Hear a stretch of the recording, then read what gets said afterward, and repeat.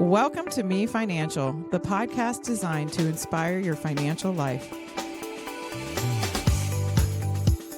Hello, everyone. Welcome to the podcast. I am Michelle Moses, your host. I am a certified financial planner and licensed realtor. And today we are going to be talking about maximizing employee benefits to save on taxes. And to talk about this, I have Corina Vakira Delugos, MBA, here to talk about it. Thank you for coming. Thank you for having me. Yeah, so this is her second show, actually, if you've listened to the other one. Corina is a financial services professional with over 25 years of experience specializing in tax, mortgage, and insurance planning. She's the owner of Keen Financial Solutions here in Phoenix, Arizona. She's passionate about helping families create and protect wealth, increase liquidity, and reduce tax liability. That's right. Yeah, so thanks for coming again. Thanks for having me.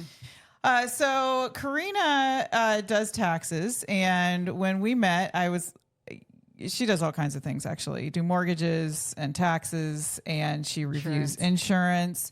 And so we had a wealth of things to talk about in terms of what she sees out in the marketplace. And I thought this was a really great topic because I think we all get those employee benefit packets and it's a little overwhelming and they're all different, every single one of them, right? Is it a 403B? Is it a 457A? Is it a 401k? You know, they have all these different numbers. And if you're not in the industry, it's really hard to figure it out. Yeah. And what is tax deductible? If I buy life insurance through my group plan, is that tax deductible or is it not? You know, so people often don't know because they have things that are offered that often are not tax deductible, but they get them cheaper through their employer. And so what we're going to talk about today are the things that you can buy through your employer that are tax deductible. And if we do not talk about it, and for your information, the life insurance is not tax deductible. You just get it for cheaper. Yes. And that we're going to talk about these things that you can deduct on your taxes. And we're going to start with some things that we think are underutilized and that people don't understand. And so what we're going to start with is what's called the Dependent Care Assistant Flexible Spending Accounts. So I think we've all heard of flexible spending accounts, the FSAs. But the dependent care assistance flexible spending accounts are new. So would you like to talk about that? Yeah.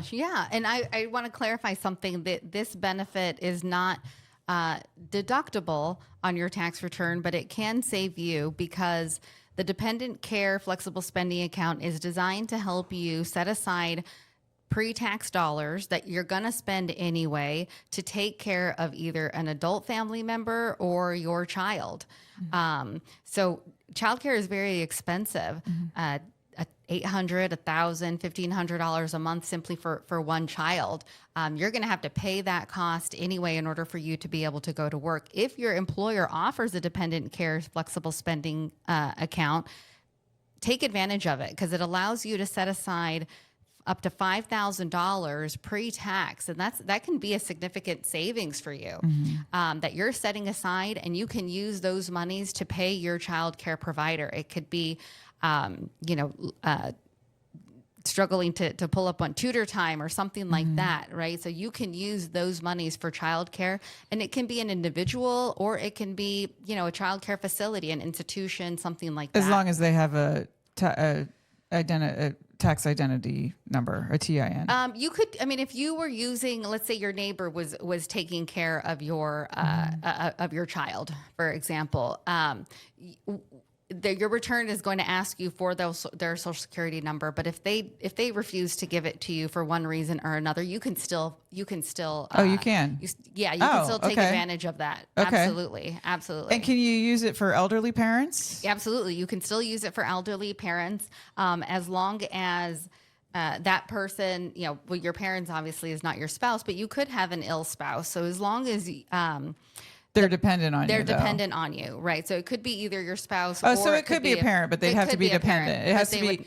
So you're saying it's a dependent on your taxes. So Correct. If you claim someone as a dependent on your taxes, you can use this FSA account for them. That is correct. Okay. Yes. All right. I got it. Yeah. And you can claim an elderly parent even if they don't live with you, if you're paying more than half of their support. Okay. And so for like adult daycare or somebody coming in to help. Okay. But I do think that that one, a lot of times there are there's coverage, the parent has money but if you are paying, obviously, but I think more people would probably use it for childcare. Yes. A majority of people use it for childcare. Absolutely. Because there are, oftentimes that is the biggest burden in a family's household, right? After their housing and their food, then there's childcare. Like, what do we do with the kids and for us to go to work? But when the money comes out, you're not taxed on it.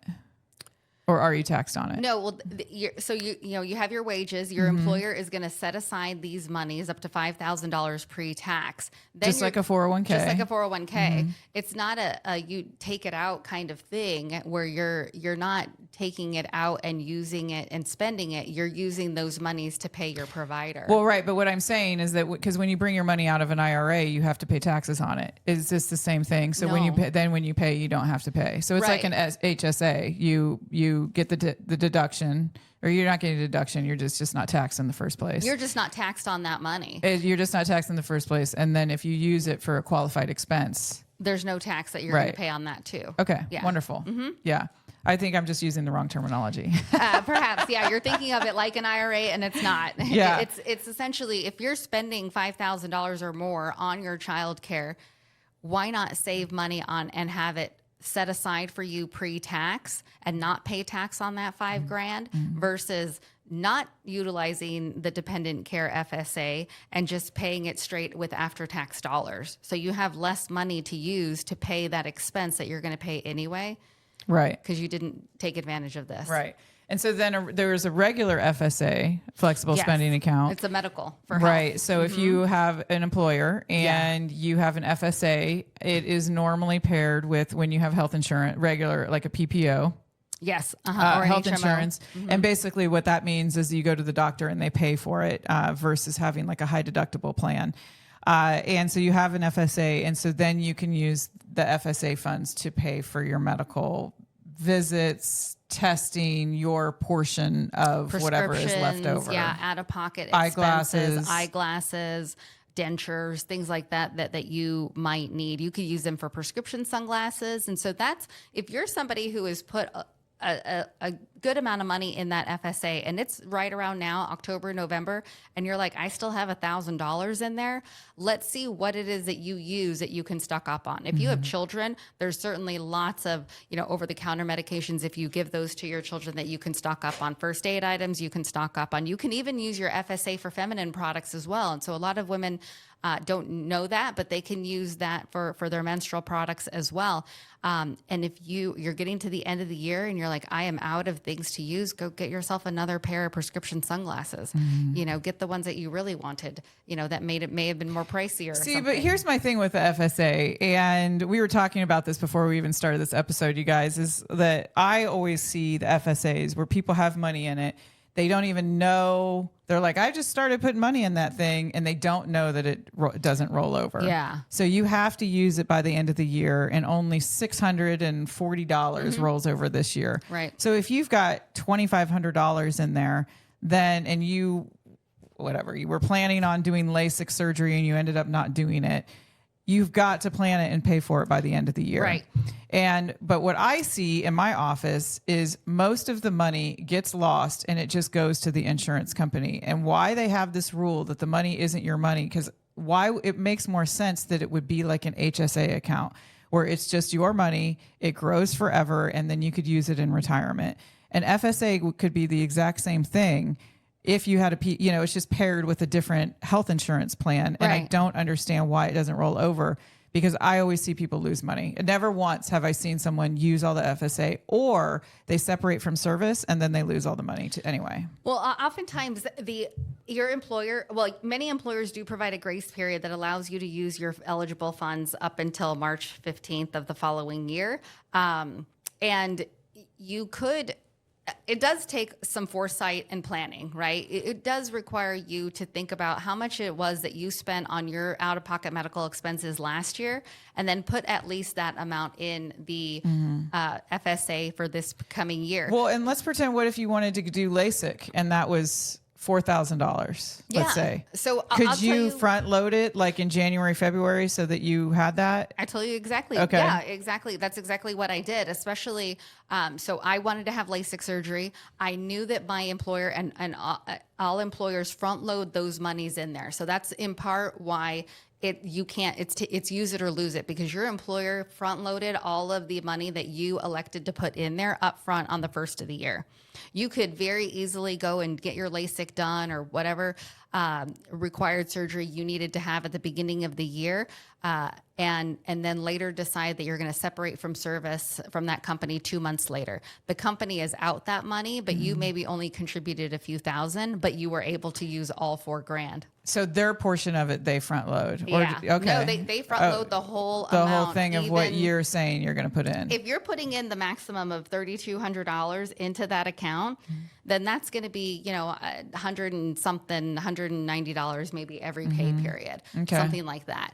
If your employer is going to front load all $3,200 in there, and let's say you use all that money to do your LASIK surgery in January, and then you decide to separate from that company in March, you ended up the winner. Okay. So it just really takes some planning with the It FSA. does. It takes some yeah. planning, And I think yeah. a lot of people are really confused by them. And as I said, I've never seen somebody use all of it. And then they're always like, I don't know what that's for, what I should buy with it, and things like that. So Yeah. And I think it's a lot like credit card offers. We don't even know like all the things that are on there, and then you read it and you're like, oh, I could be using such and such and get a $10 credit, or Right. whatever it is. It's kind of like that. Okay, so let's move on, because I think if you guys have an FSA, it's important to look at it. And that's the point of this talking about it. And they're very different, and they do vary. So I'm just encouraging you to read whatever your employer is offering, just because employee benefits vary so much. The next one I want to move on to is an employee stock purchase plan. Yeah. So that one you can purchase with pre-tax money, and you usually get a discount price on the stock, correct? So those you can't purchase it with the pre-tax dollars, but they do. So it comes out after tax, but many employers will allow you to purchase the company stock at a discount. There are companies. Oh, so that's why you have it on on the list. Right. Okay. Because they allow you to purchase that stock at a discount. So it's an immediate profit. And if you hold it for at least a year and 1 day, so that it's now a long-term capital gain, then you're going to save substantially on taxes by making a long-term gain, because you're only going to pay either 0, 15, or 20% on that long-term gain. But it's immediate profit when you're buying it at a discount. Yeah. And I most people, I think they participate in their employer stock purchase plan. I think that's a pretty normal, because they know that the discount is worth something. Yeah, I think those who are savvy enough to know and to take advantage of it. Yeah, absolutely. There are some firms that don't offer a discount, so it's less attractive. But if your company is offering you a discount on that purchase, that stock purchase, you should absolutely be giving it some sort of consideration, because that's immediate profit. Right. Okay, so the next one on your list is an HSA, which is a health savings account. My favorite. Yeah, I love health savings account, and I have thought about doing just like a solo show on HSAs, because I love them so much. And if you have too. access to one, they are only paired with a high deductible health insurance plan, which means it's over $2,500 deductible. Is that correct? Usually, it's the minimum high deductible is $3,500. It's $3,500 now. Okay. So if you have a deductible $3,500, then you can also do the HSA, and the amount that you can put in differs whether you're single or married and family and all that. And it changes from year to year. But the point is that there is no limit on your income, versus like a Roth IRA or a regular IRA, or a lot of these tax advantage things that you can do with an HSA. You can always put the money in. It's always yours. You could have it grow until retirement. Yep. And then when you get into retirement, you can use it to even pay for like long-term care premiums for insurance and things like that. You could use it to obviously pay for your health insurance, or you could just use it for retirement in general. Yeah. When you get to that age, you can use it for your retirement in general. Up until that time, you can only use it for qualified medical expenses. If you use that money for something other than a qualified medical expense, then you're going to be paying an additional tax on those monies. But I love HSAs. I think they're underutilized. You just explained the triple tax benefits of it. I really appreciate being able to divert some of the monies in the HSA to an account with, like Schwab or eBay or something like that, so that I can use those monies that I accumulate to further grow. Right. You can invest it in the market and get it working for me. Absolutely. My only thing about HSAs, you guys, is that a lot of people charge like $10.95 a month. They charge a lot. And you can find ones that are free. Yes. So if you're paying for your HSA on a monthly, even $4.95, you do not need to pay. So get online and look for a free HSA with a debit card, because if you don't have the debit card, it makes it so hard you have to go buy the thing and then go log on and repay yourself. But if you have a debit card, obviously, then you can just use it wherever you're at. Right. And it just makes it so easy. So yes, but do not pay for those. I think they get price gouged too. Can you tell I'm cheap? I'm like talking about all these. No, hey, we're in the business of money, and we have to for ourselves look for ways in which we can save on taxes, save here and save there. You got to pay. I just think that there's so many of these companies that prey on these things to charge fees. Oh yeah. I mean, can I plug one that I use personally? I've used Lively for many years personally, and no fees on the balance that's in. So I don't have any monthly fees, and it's very easy to use. And does have an app. So when I have a medical expense, when I'm at the doctor's office, I mean, it takes, just a few seconds for me to snap a picture of that receipt and upload it into the Lively app. And then I can reimburse myself later because I didn't bring the debit card with me. So it makes it really easy, and they don't charge any fees, and they even will pay you some interest on the monies that you have in that account. That's wonderful. Yeah. So I would definitely recommend you guys to check out Lively. Yeah. Okay. Well, good. Thank you for the recommendation. And then the last thing here as employee benefits, as tax benefits we have is your 401k, your 403b. And I think you guys all know about that. And I think when you get to be a higher earner, it becomes harder and harder to save on taxes. I think that we all know that. And maxing out your 401k or 457b or whatever you've got at your job, I think is an important thing to do. Yeah, absolutely. And I'm glad that you brought this up, because I think, our audience is probably regularly already contributing to their 401ks. But I want to bring this up because it needs to be a conversation that parents are having with their adult kids as they're entering the workforce. And even if their adult kids are, already Generation X and already in their 40s, talk to them about this particular thing, because they may not be taking advantage of it. Just because you know about it don't assume that your kids know about it. Have a conversation with them. Take some time to educate them as well on this kind of thing, because especially if they're working for a larger firm that does a company match, they're doing themselves a disservice by not contributing just, for themselves to, at minimum. We hear a lot about young people who are cash strapped. They don't feel like they can save. This is one way that they can save, and it doesn't feel the bite in their paycheck isn't as big because it's pre-tax. I mean, if you're making $75,000 a year, your first job out of college, contributing that 3% of your income to your 401k, even though your contribution per pay period might be $85, what you're going to see as far as what's taken out of your pay is only $65 because you saved on that tax. Yeah. And that can be pretty significant over a year's time. And make sure that they're paying less tax so that their take-home pay is higher, it is richer, while also still paying themselves first and saving whatever little that they can to afford in that 401k. And I think getting them in the habit of just doing something.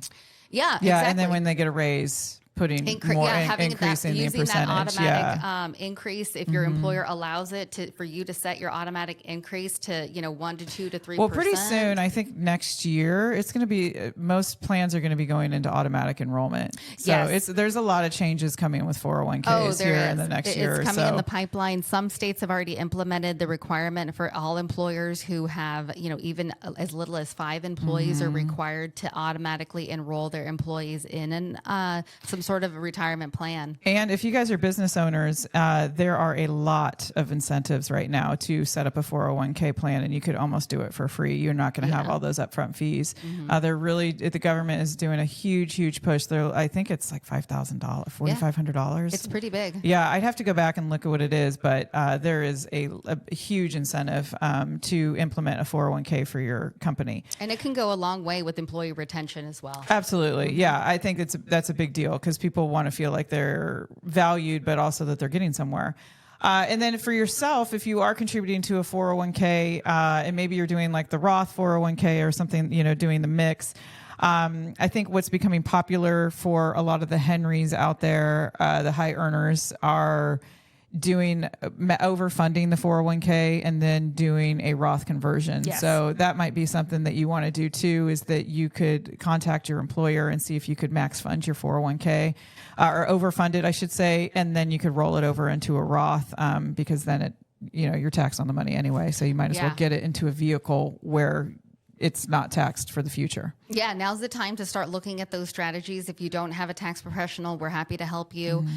If you do already have one, certainly be proactive and make an appointment with them to talk about what's going on, and so that you can try to take advantage as much as you can before the end of the year. I just had that conversation with my tax pro. I don't even do my own. I have somebody else. Well, and I think a lot of people, they do the max and then they get maxed out around this time. And so then their paycheck goes way up. And so if you could use the last couple of months of when you've maxed out your 401k, if you can use these last couple of months to overfund your 401k and then do the Roth IRA that way. So they call it a mega backdoor Roth IRA. So in case you guys are wanting to look it up. So anyway, thank you, Corina, for being on. You're welcome. Appreciate it. This is great. For number 2, I appreciate it. And you guys, thank you for listening. If you have some time, please review the show. The starred reviews really help the algorithm and help me find other people that want to listen. And have a great day. I hope this helped you.